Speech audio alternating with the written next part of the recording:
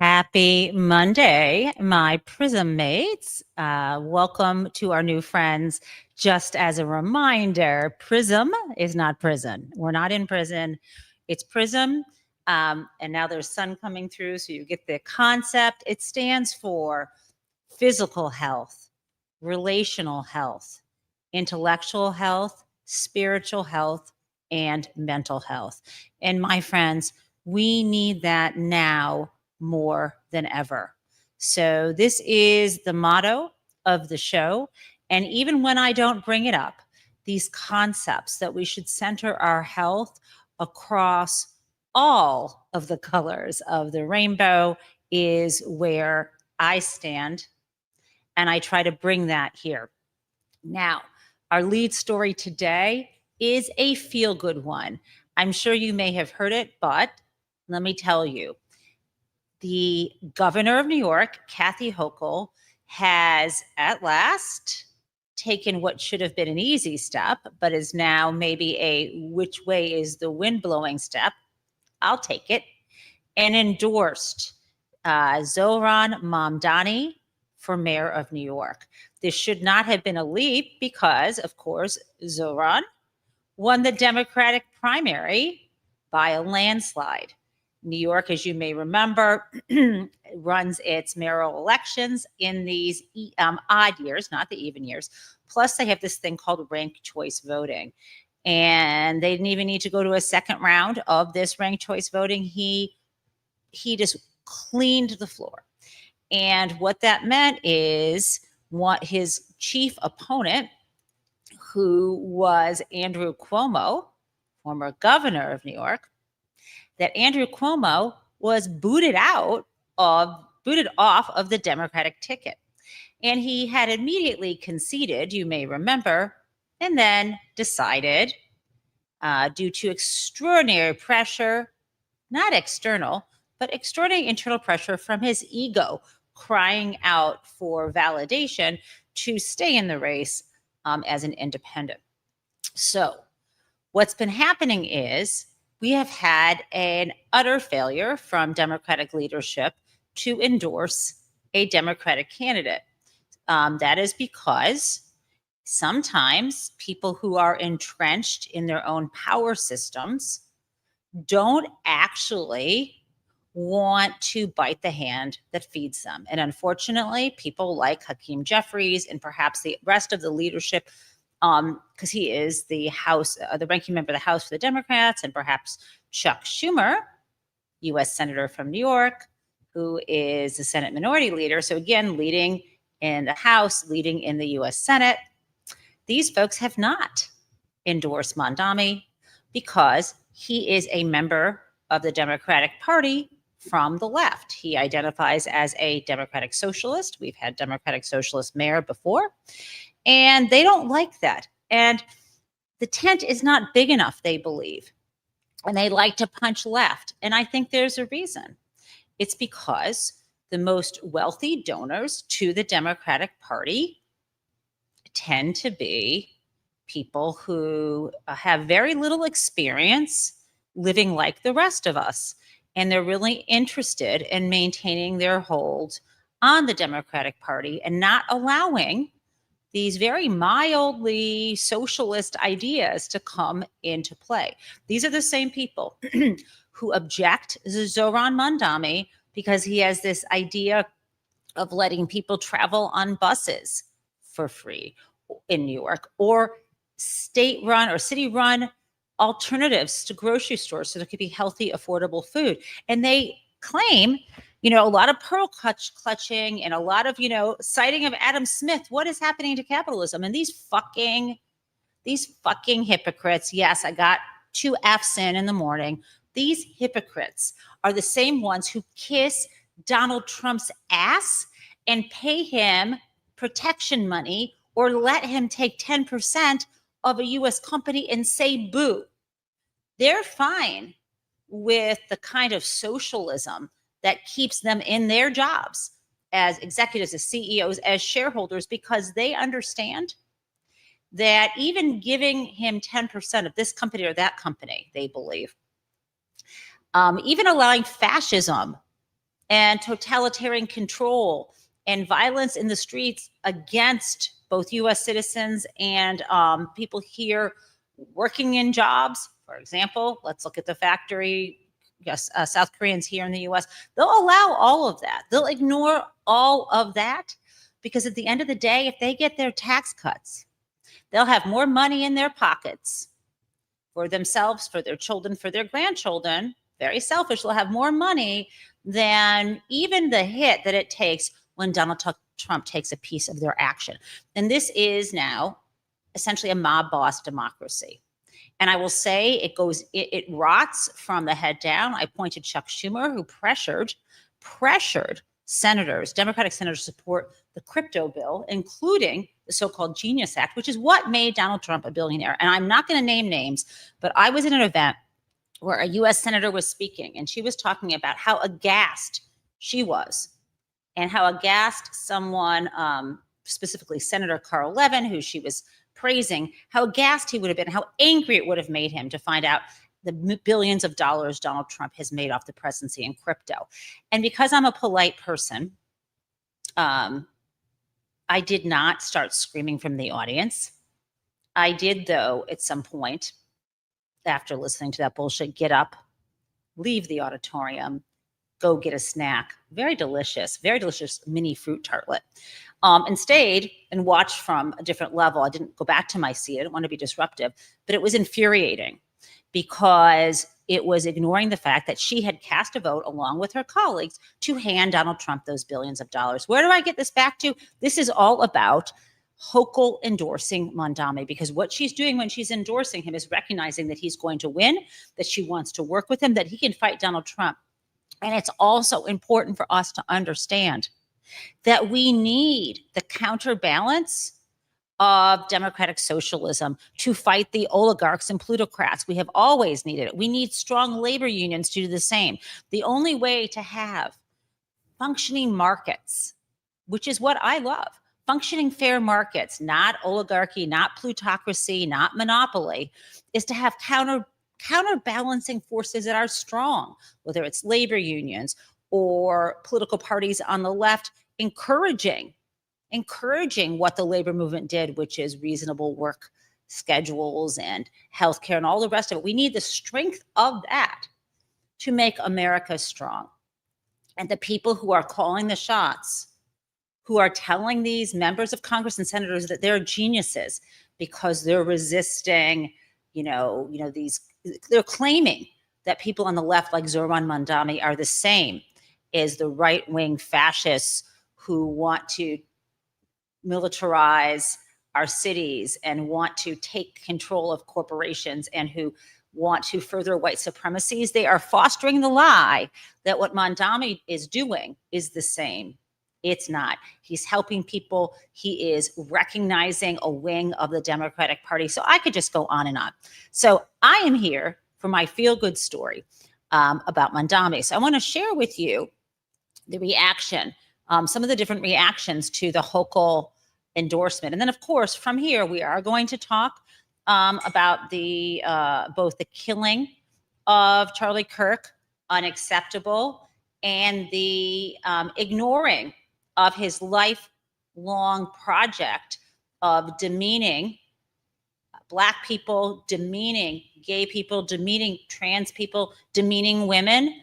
And we're going to talk about that and talk about how you cannot canonize or lionize him and ignore that. And so we're going to talk about the approach to deal with people who are like, yay, Charlie Kirk was amazing. And you can say, oh, what things that he said did you support? We'll get to that. And then, of course, we will also get to the latest news on the Epstein case. So let me first share with you some of the reactions.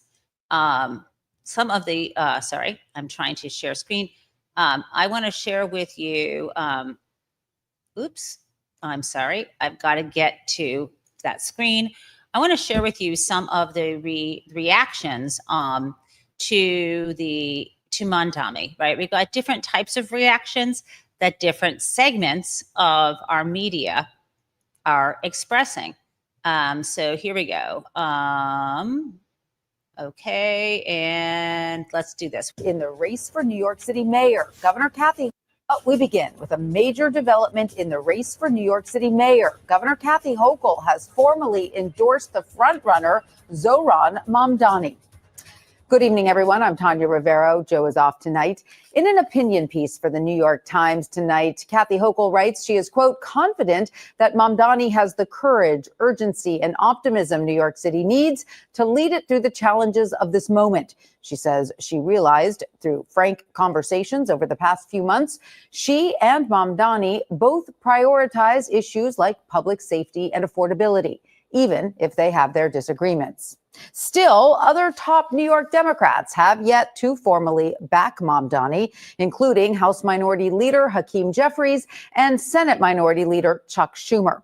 Eyewitness News reporter Sonia Rincon is live in the newsroom with more. Sonia.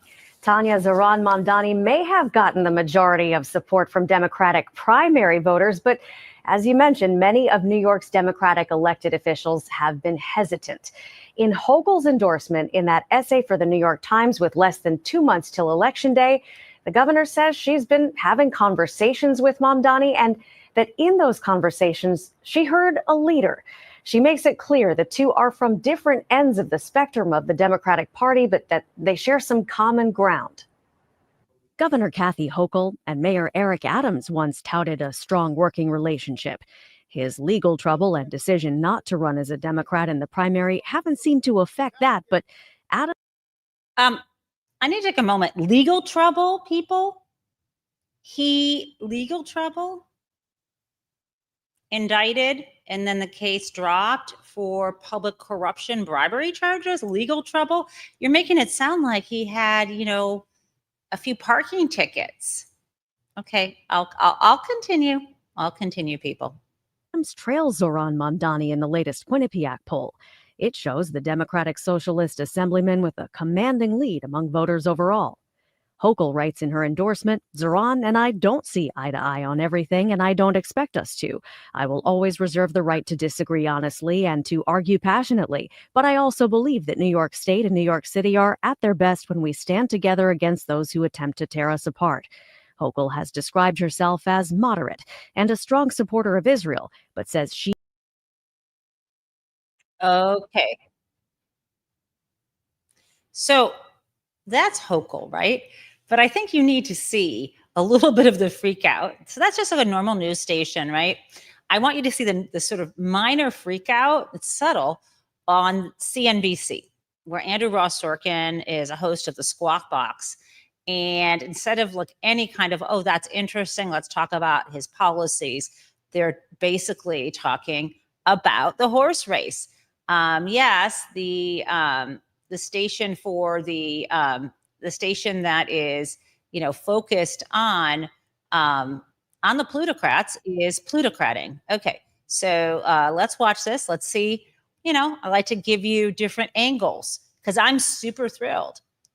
You heard a neutral news story. Now let's just hear how CNBC, the business news station, is taking this news.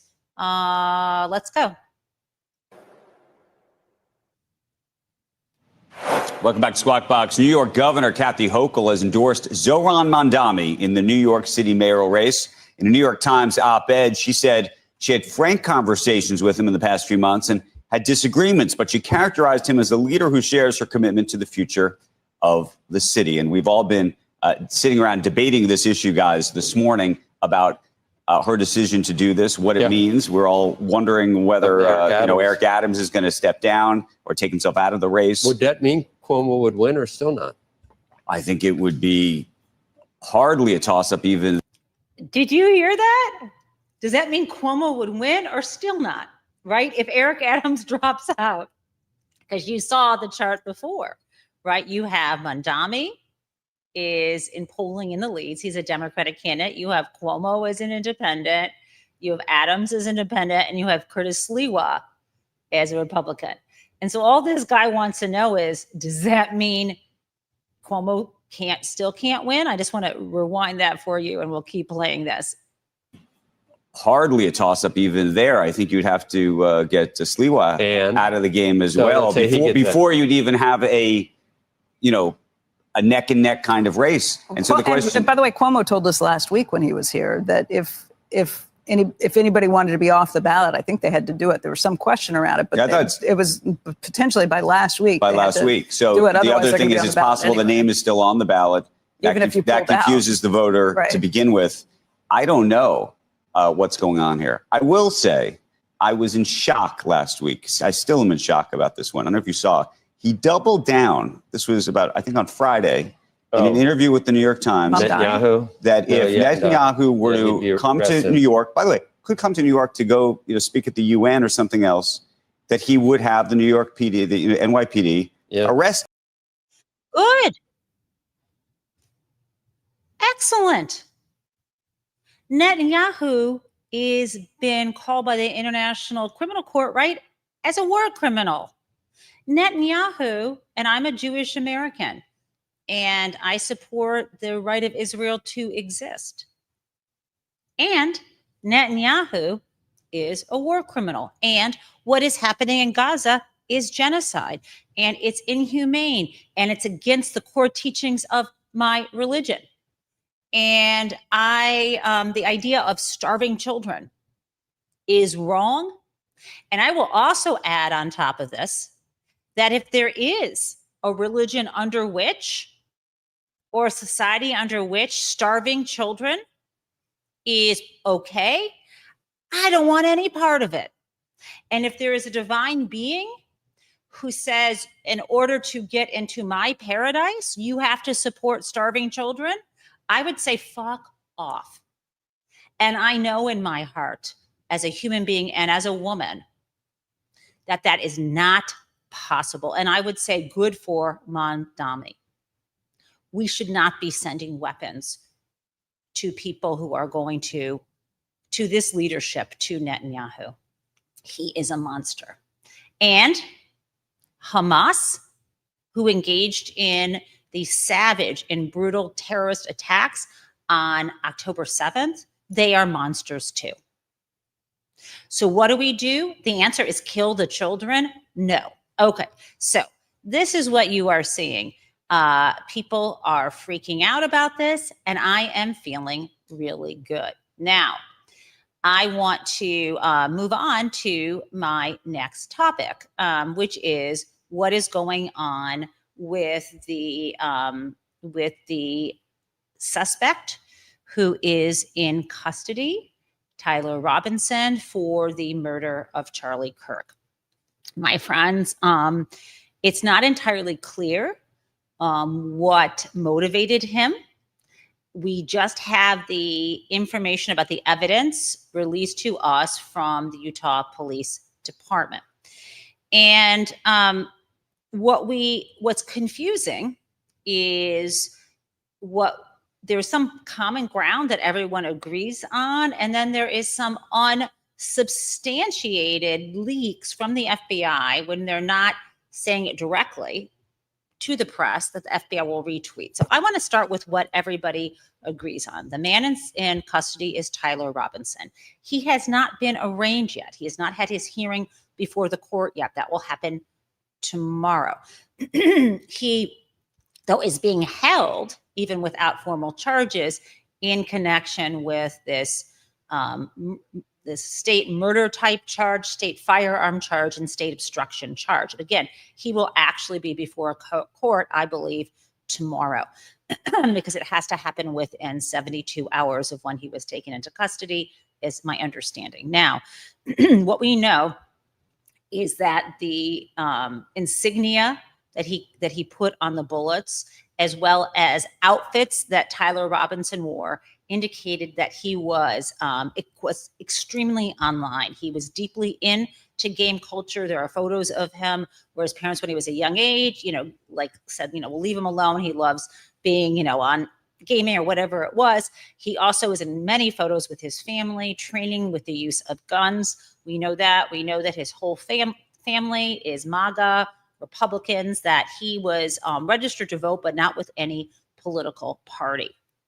That's what we know.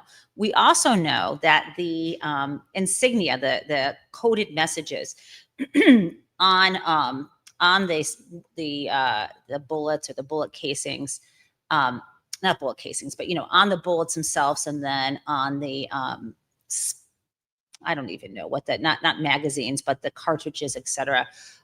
We know that they had language that is from online culture, and that it may very well be, according to experts in far right ideology, part of a group of what a group called groypers, Groyper.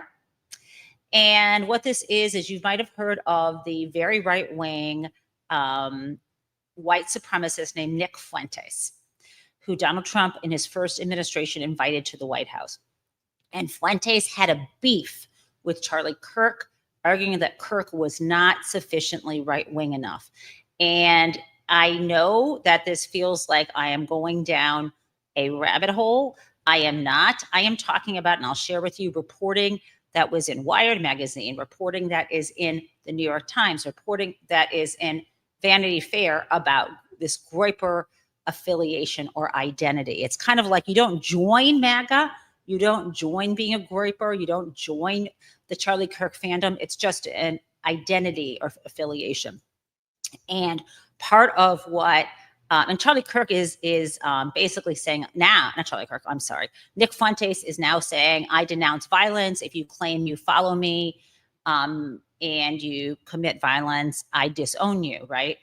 However, the outfit, one of the outfits that he on social media that Tyler Robinson was in, was dressed like the so-called Pepe the Frog character, which, if you know this, was adopted by the far right. It's a meme of hatred. Okay, so I want to be able to share with you what this is, what the groyper wars are about. I feel like I'm trying to think of the best way to share this with you without going into sort of a weird website. So let me try this for you to give you a sense of what is. Okay, I'm going to show you kind of what people are saying. This is sort of a generalized thing on the internet that you might not know of. And then I'm going to go to the official news stories so that you can kind of understand what the stories are going around. So on the one hand, you have people saying this guy was part of the far right anti-Charlie Kirk group.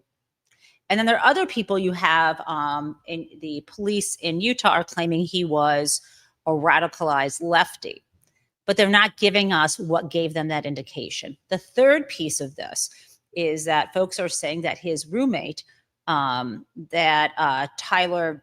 Robinson has a roommate who got some messages from him about the gun, who is now cooperating with the police, has not been charged. And although we have not heard from this person, the police are claiming that he was transitioning that he's transgender, transitioning to be a woman. There's no evidence of that. In fact, everyone who knew these two said that's not true. So, we have this effort to, who knows, obscure, confuse. But what I want to do now is share with you this whole groyper thing. What is a groyper? And then you will understand the concept, and then I'll share with you legit news sources. Let's go. Tyler Robinson, 22, was arrested on Friday in connection with the fatal shooting of Charlie Kirk.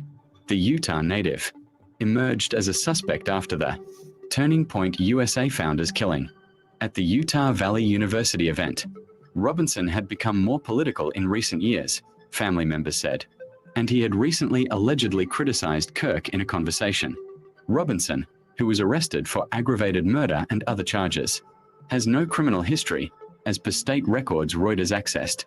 However, Internet Buzz Online is claiming that Robinson is a groyper. To be sure, these claims are from unverified social media accounts, and there is no official statement from authorities about Robinson's political leanings or his motives. Before getting into why Robinson is being called a groyper online, here's what the term denotes. A groyper is a member of a group of alt-right, white nationalist and Christian nationalist activists who are led by Holocaust denier Nick Fuentes.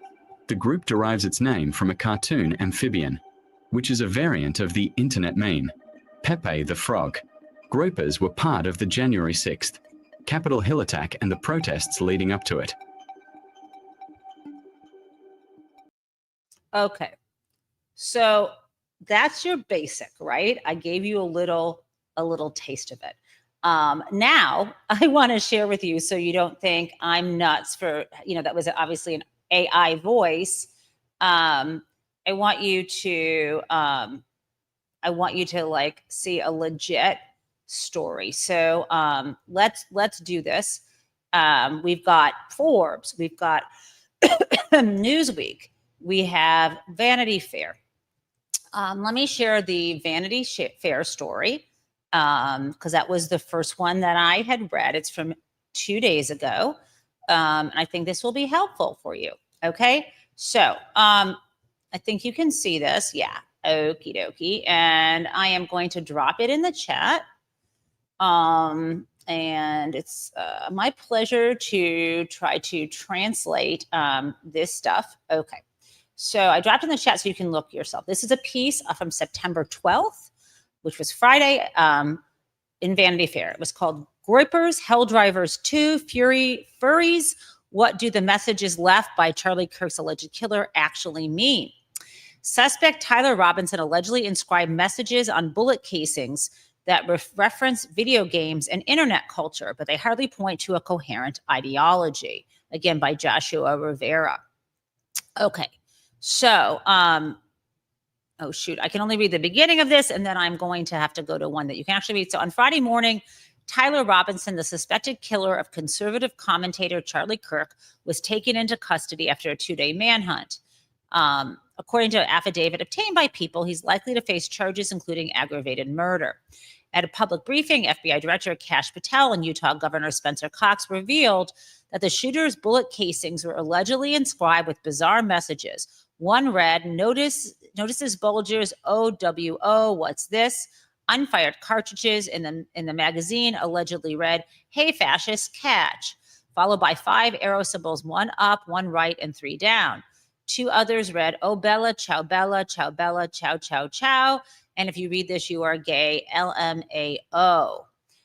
Photographs of the ammunition have not been made public, and it's possible there are minor discrepancies. Okay, so that, because it's paywalled, now I can't read that one, but I do want to. I'm going to move to one that I'll read. Okay, great. This is in Forbes. So I think this is going to be, I'm just going to do this one. Okay. So this is in Forbes, and it says, what is a groyper? Nick Fuentes says his followers are being framed in the Charlie Kirk shooting. And this was updated yesterday. Okay. Nick Fuentes has denied speculation circulating on social media. His followers, known as groypers, were responsible for conservative activist Charlie Kirk's death after messages on unfired casings by Kirk's alleged shooter, Tyler Robinson, appeared to be linked to the far-right movement. Okay, and you see in this photo, right here is obviously Nick Fuentes, the Holocaust denier. Okay, here's some key facts.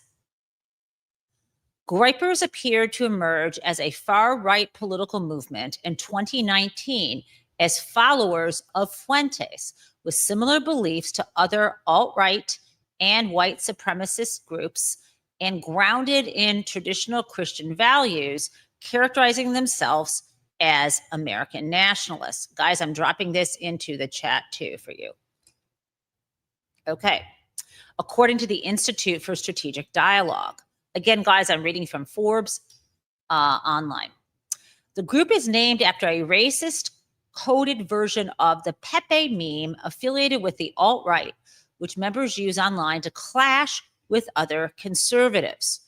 In 2019, Fuentes ordered his followers to target question and answer events held by conservatives who align with President Donald Trump, including a series of events hosted by Kirk, during which Fuentes and his followers heckled crowdgoers and hurled homophobic and anti-Semitic questions.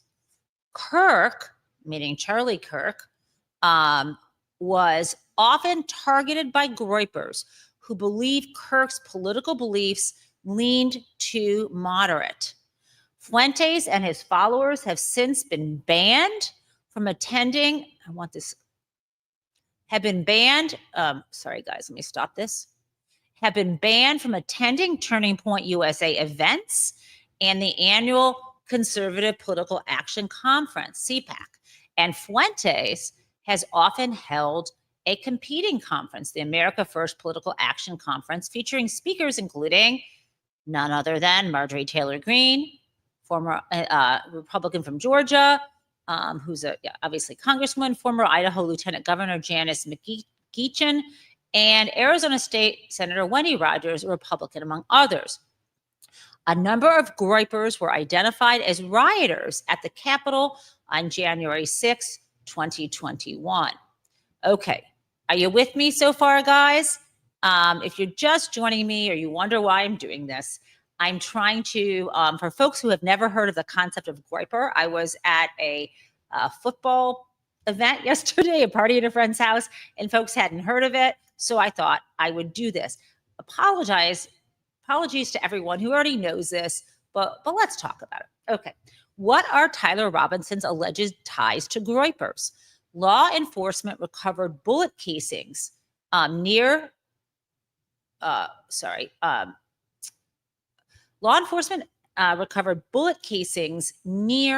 a rifle they believe was used to fatally shoot Kirk earlier this week, some of which includes symbology suggesting Robinson was part of the groyper movement.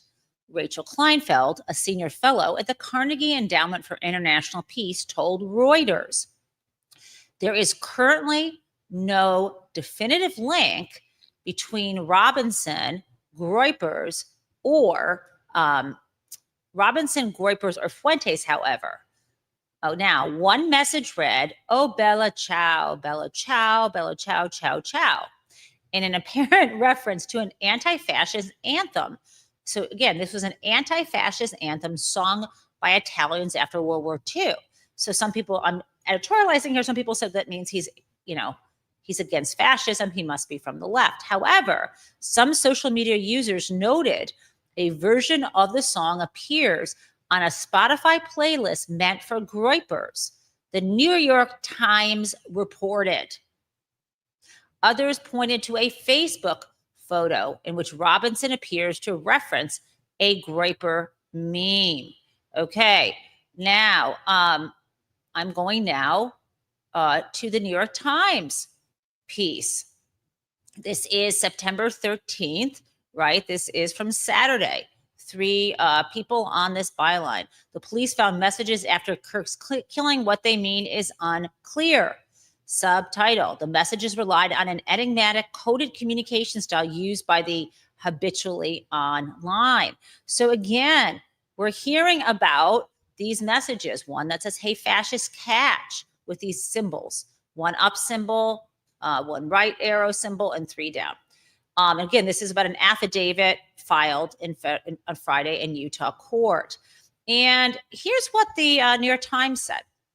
If the reference to fascism appeared to be straightforward, the arrows were most likely understandable only to certain subsets of gamers. They seem to refer to the popular video game Helldivers 2 and its sequence of controller moves to unleash a powerful bomb. And here's a quote from Steve Iannelli, who's a mechanical engineer who plays Helldivers. Quoting him, "It's a joke in the Helldivers community that when you can shut down any argument you disagree with by entering the up, you go up, you go to the right, and you go down 3 times, and blowing the whole thing up. Okay. The messages which the authorities believe the suspect etched are some of the few known clues to his possible motivations. Late Thursday, they arrested him, Tyler Robinson, right? Okay. So the trouble is, it's very hard to decode this. And so if you are the authorities in Utah, you may see one thing. And if you are people who are habitually online, you may see another. So I'm just trying to tell you what's going on here. Okay, so the messages found on the casings, the bullet casings, including puerile jokes and a reference to a popular Italian song, are rooted in that coded communication style of the habitually online.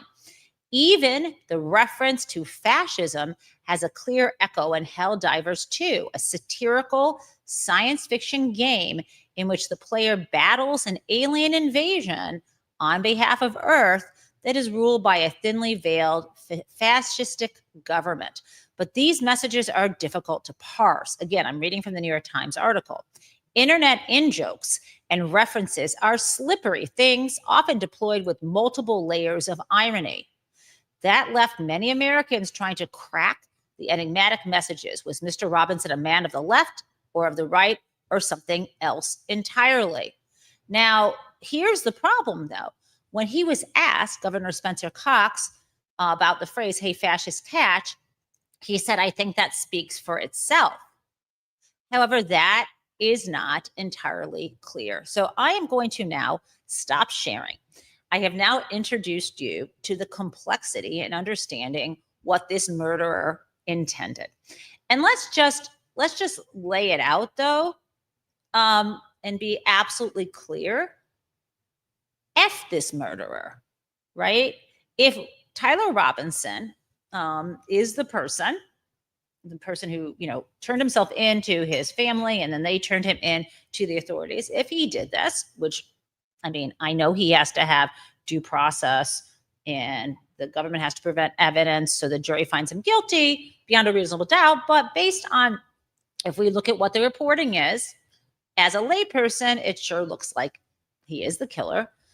He's an awful person. I don't care what his motivation is. And at the same time, is something that a minister said online. The manner of Charlie Kirk's death, which was hideous and unacceptable, does not redeem what Charlie Kirk did in his lifetime. There is no question in my mind that he was an awful person, and that people supporting him are either subscribing to what he believed or don't actually know what it is that he said. And that's not entirely on them. It's on us to say, hold on. Why are you praising this man?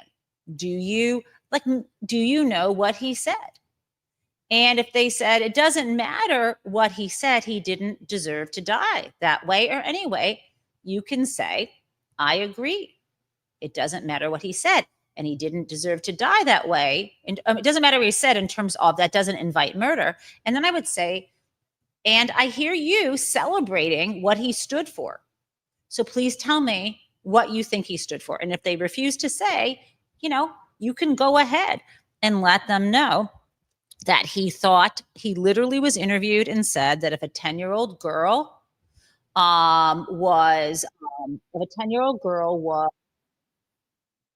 she should have to carry a child to term.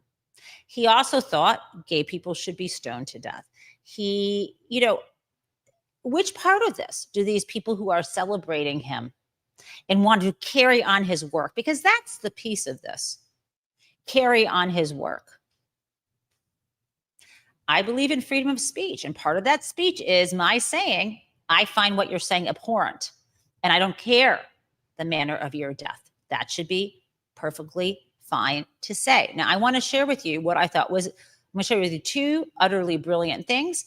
This is, let me pull this one up. Charlie Kirk did not. I'm going to start with this one. This is Pastor Howard John Wesley preaching And maybe he was preaching to the choir, but I need you to hear this because maybe you're not part of the choir. This is brilliant. I've got him, and then I've got a young man, young white man who has similar things to say, but for a different audience. Let's play it. Charlie Kirk did not deserve to be assassinated. But I'm overwhelmed seeing the flags of the United States of America at half-staff calling this nation to honor and venerate a man who was an unapologetic racist and spent all of his life sowing seeds of division and hate into this land.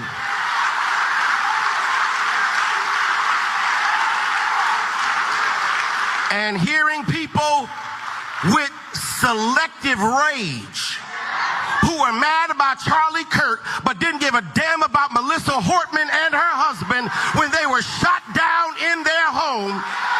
Preach. Tell me I ought to have compassion for the death of a man who had no respect for my own life. That's right. I am sorry, but there's nowhere in Bible where we are taught to honor evil. And how you die does not redeem how you lived. You do not become a hero in your death when you are a weapon of the enemy in your life.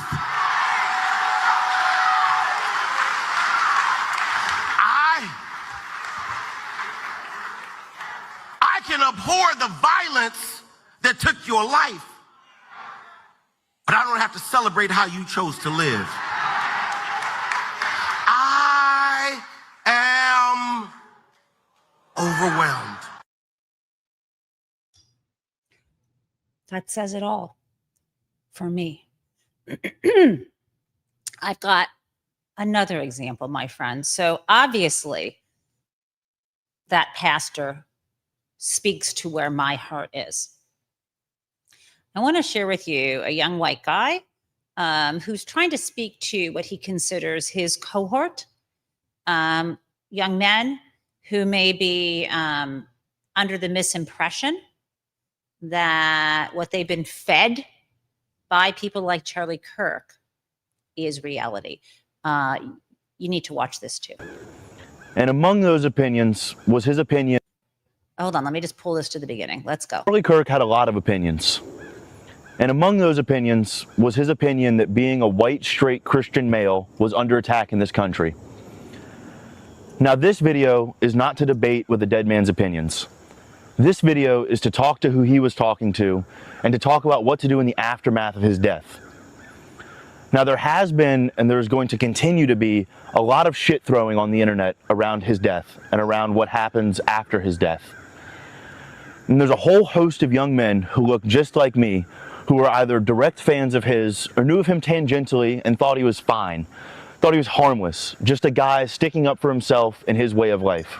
Now, these young men for the last 7 or 8 years have been being told that they are under attack for being straight, white, Christian men. And they've now had that fear confirmed for them in the most traumatizing and shocking way possible. Now, if you are one of these young men and you've made it this far into listening, please listen to me now. This war that we are throttling towards full speed is the war of our grandfather's generation. These old rich men in control who want violence, who want the masses to slaughter each other. These men are our only enemy. Who profits when we have riots? Who profits when the stores burn down? Who profits when we turn our backs on our brothers? Corporations profit. Private equity profits. BlackRock profits. BlackRock profits every time a bullet is fired and every time a store burns down. This culture war that they're sparking is being used to tear this country apart for their profit, for their gain, so that they can continue to profit off of our suffering. These people will profit when they shoot you, and they will profit at the hospital when they stitch you up. Companies like BlackRock and Palantir are set to make trillions off of the impending collapse of our nation. They're planning for us to tear each other apart. They are planning for us to turn on each other and make this culture war a civil war. I am begging you, please, for the love of God, for the love of our neighbors, for the love of whatever, do not take the bait. The enemy of my enemy is my friend, and brother, we are all sharing an enemy. Charlie Kirk was killed by being used by the same enemy as a divisive tool to split our nation in half. He was killed because he was a tool used by the elite to split us along culture issues like race, like sex, like gender. The only issue that matters is the corporations at the top and the rest of us at the bottom suffering while they sip champagne and they laugh at our fear. Your enemy isn't across, your enemy is up. So that's another class-based analysis there. This young man, your enemy is not across, your enemy is up. Now, he talks a lot about BlackRock. That's an investment fund, and they, broadly own a lot of stocks, including military stocks, including healthcare, including everything. His point is, it's a metaphor.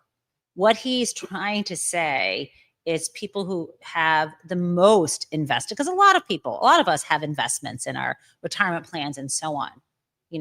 Huge percentage of families do. He's not talking about your retirement savings and your investment. He's talking about the people who have the most money and the most at stake in the systems of power. And they're doing fine, and they do better when we fight amongst ourselves. If we unite and together and lift each other up, again, it's what I was talking about earlier in the show, union organizations, broadening the Democratic Party to include the base on the left, having unions, having actually large government agencies where they can have expertise. They're not perfect, but expertise to go against the large corporations whose leaders may hijack those organizations. Think Enron, think the way the banks were run in the run up to the crisis, where the regulators looked the other way because they were captured or because there just weren't enough people to be able to stand up, right?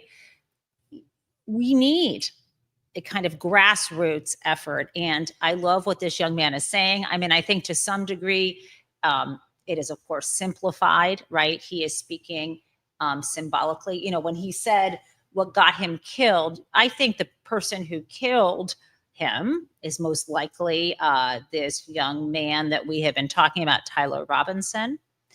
I also think I understand what he means by that. I don't think there was someone pushing Tyler Robinson to do this. I think he chose to do this. I think what killed him was guns, and I think no one wants to take the guns away because that's, of course, another source of profit and another source of division. Okay. Now I've got two more things before I get to Crazy Town. Staying on this theme before we get to Jeff Epstein, you probably heard that there was an MSNBC commentator who was fired, Matthew Dowd, because of something that he said shortly after the shots were fired. And I believe it was he said it even before he knew that Charlie Kirk had been the target, right? So he was a political analyst who was fired by MSNBC. And he believes that he was fired as a result of what he calls a right-wing mob complaining, because they're saying what he said was pretty straightforward. So it's hard to find what he exactly said. I can tell you, that it was something to the effect of, actually, let me find out what Matthew Dowd actually said about Kirk. They argued that he said he had it coming, but that is actually not what he said. Apparently, I'm gonna read you what the actual statement was. So he was on Katie Tour Reports. Maybe it was after Kirk had passed away, had died. Okay, so here's what he said. Hateful thought. I'm quoting what Matthew Dowd said. Matthew Dowd said, hateful thoughts lead to hateful words, which then lead to hateful actions. He added, you can't stop with these sorts of awful thoughts you have and then saying these awful words and not expect awful actions to take place. He also said, we don't know if this was a supporter shooting their gun off in celebration, so we have no idea about this. Now, a couple things. I don't like what Matthew Dowd said, but not for the reasons that people are criticizing him. I don't like the suggestion that we're going to tamp down on freedom of speech, because that's the reactionary mode, and blame words when this, I believe, easy access to guns is part of the problem here. So I don't agree with him. I don't think he should have been fired. I think he was not celebrating Kirk's death. He didn't even know what had happened at the time. But he was saying something that probably wasn't timed perfectly. But I will let you, and it's up to MSNBC to hire or fire whoever they want. But I will also note that you have people like Donald Trump, who was encouraging people to shoot. I mean, I was looking at the video yesterday when he was mad at Liz Cheney for standing up to him during the second impeachment trial and after the insurrection. When he was calling out her, he would say things to the effect of that if she was shot in the face, she would deserve it. Donald Trump laughed at Paul Pelosi being injured. So I have so many examples, and I don't want to share them all with you because I want to share something more recent. Just this weekend, Brian Kilmeade on Fox News called for the murder of homeless people, wholesale murder of them through lethal injection. And for days, nothing was said. And then he gave a sort of weak apology. So now there is this standard where if you literally call for the wholesale murder by lethal injection of people, a good chunk of whom are vets, that gives you there's no problem with that, no pushback, right? Let's play this. Billions of dollars to mental health and the homeless population. A lot of them don't want to take the programs. A lot of them don't want to get the help that is necessary. You can't give them a choice. Either you take the resources that we're going to give you, or you decide that you're going to be locked up in jail. That's the way it has to be now. Or involuntary lethal injection or something. Just kill them. Yeah, Brian, why did it have to get to this point? Right. Oh, my God. Or voluntary lethal injection, just kill them. This man still has a job. I'm just going to leave it at that. It's absolutely outrageous. Now, my last thing before we're going to have a double scoop of Crazy Town is the news about Jeffrey Epstein's 18,000 emails that somehow Bloomberg News was able to get. He had a Yahoo account, and I cannot wait to share this with you. Let me pull this up right now. This is very exciting development from over the weekend. Here we go. And blowing it up, let's go. Bloomberg Audio Studios. Podcasts, radio, news. Bloomberg News has seen what's in Jeffrey Epstein's email. 18,000 messages to and from the disgraced financier and convicted sex offender from one of his personal email accounts. There are messages that cover a wide range of topics and subjects. You have messages about his Amazon shopping habits, messages about his finances. There's even a message about moving a 40-pound tortoise to and from Epstein's private island. That's Bloomberg senior investigative reporter Jason Leopold. We really get a sense of what was going on in Epstein's life during these critical years. These are messages dating back to 2002, but most of them are from 2005 to 2008. Bloomberg reporters and data analysts spent the last month poring over these emails to better understand how Epstein built and sustained his vast influence machine and sex trafficking operation.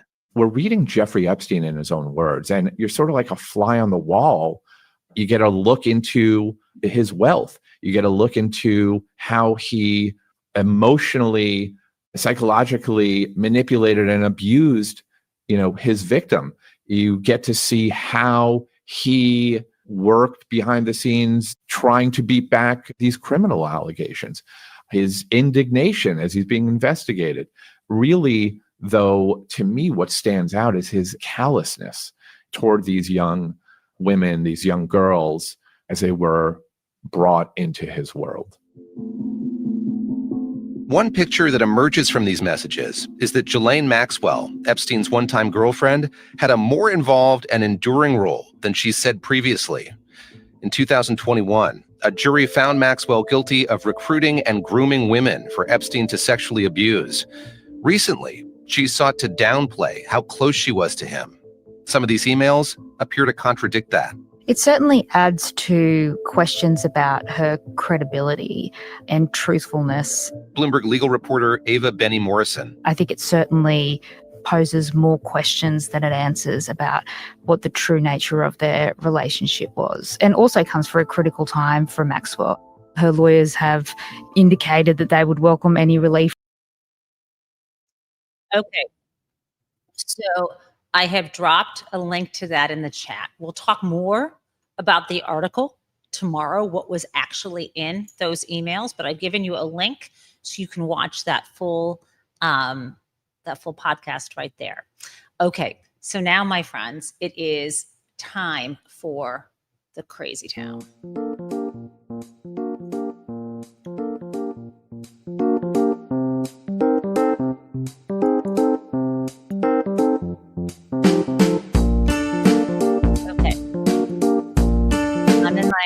I'm in my crazy town groove now. So there's two scoops of crazy town. One comes with a video. One just comes with a story. So the thing is, I am no Walter White from Breaking Bad. So I know nothing about brewing any kind of drugs, whether it's meth or anything else. I'm lucky if I have any Tylenol in my house when it comes to having a headache. However, I think that I am smart enough, and I think that you may be smart enough, that you would probably not, if you came across, if you were in any kind of government role, I'm pretty sure that you would not decide that it was a good idea to, if there were, I don't know, if you found like meth at some sort of facility, to set it on fire. And I think that is exactly what was done. Here was, I'm trying to find, I thought I had pulled this story, but like apparently, oh, here we go. Here's what it was, a BBC News. There was an animal shelter that was evacuated because the FBI incinerated 2 pounds of methamphetamine in the incinerator, and this was in an animal shelter. And so 14 people were sent to the hospital, and some 75 cats and dogs were made ill. So this is what our Kash Patel at the FBI is doing.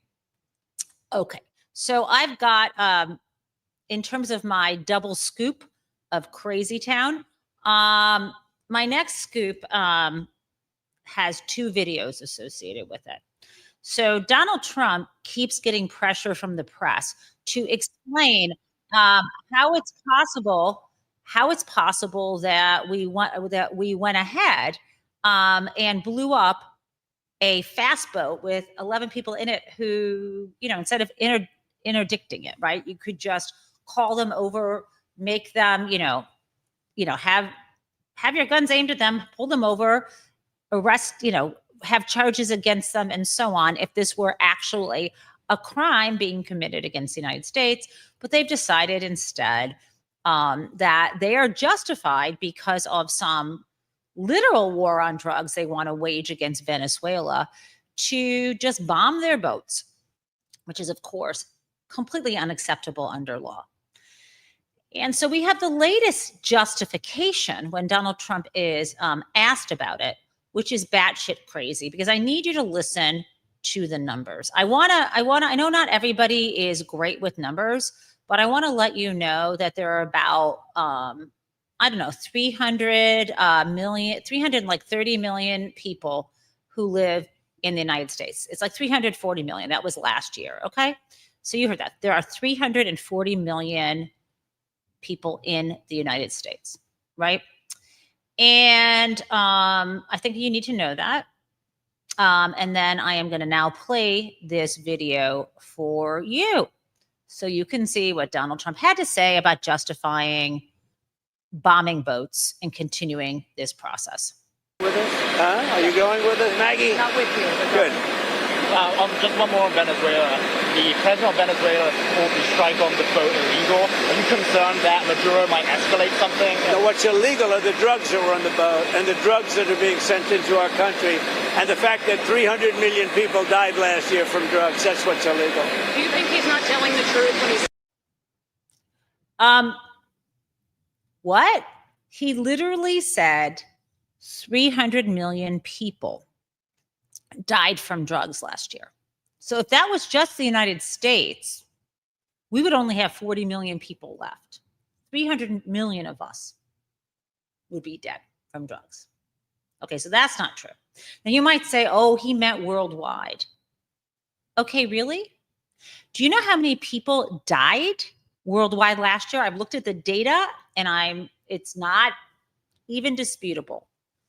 70 million people died worldwide, period. 70 million people worldwide died. And how many people, because we have birth data worldwide, and we have, what is the, what the number is like the data is like there are 68 million deaths or 70 million deaths worldwide, according to the WHO. That's total. I don't know where he's getting that more than that, like that 5 times that. That's 500% died somehow of drug deaths. I mean, that's more than, as you can say, the total number of deaths.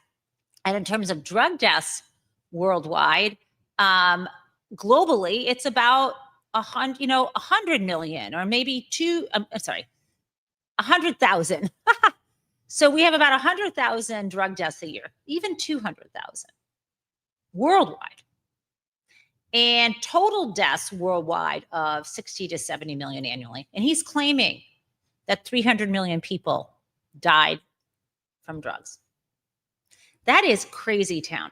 And there might be a reason, folks, why it is.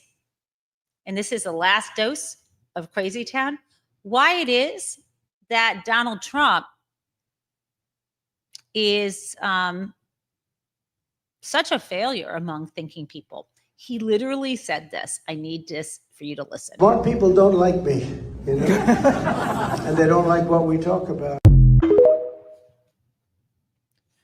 Smart people don't like me, and they don't like what we talk about. He literally said that, and I feel like I need to play it one time for you again. Smart people don't like me, and they don't like what we talk about. That's true, my friends. And with that, I bid you adieu with Jason's music, with the great moderation by Jason, AJ, and Deb. And thank you, everyone, for always being civil to the moderators. We are like this. There is no daylight between me and the mods. Civility is expected here. And with that, I bid you adieu. Oops, I was going to bid you adieu, but I don't have the music. Okay, goodbye.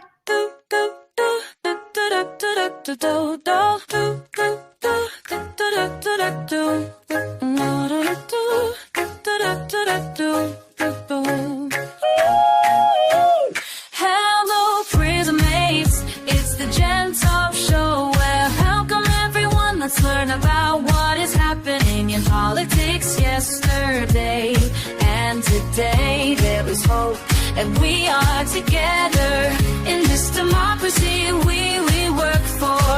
And again, welcome to the Gen Taub Show.